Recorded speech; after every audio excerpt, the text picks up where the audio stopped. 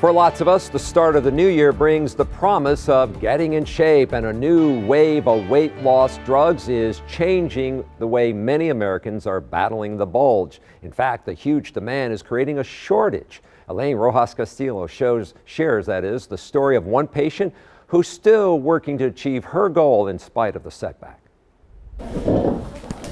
Growing up, Tiffany Rooker says she always struggled with her weight. I was always the big kid.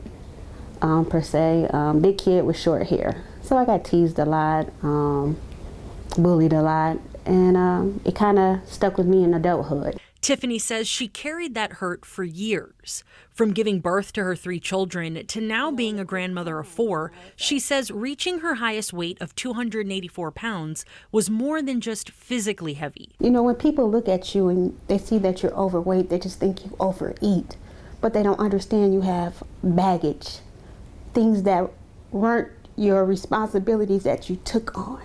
In June of 2022, Tiffany decided that she had had enough. She met with her doctor, who suggested she look at weight loss medications, also known as GLP-1s.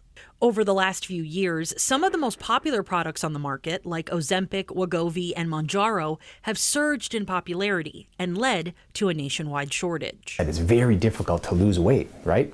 And people have tried all sorts of different things, and when you find something that works as well as these medications do, people want to use it, right? So the demand has gone up tremendously. On top of the demand, a big issue people face when dealing with the shortage is the price.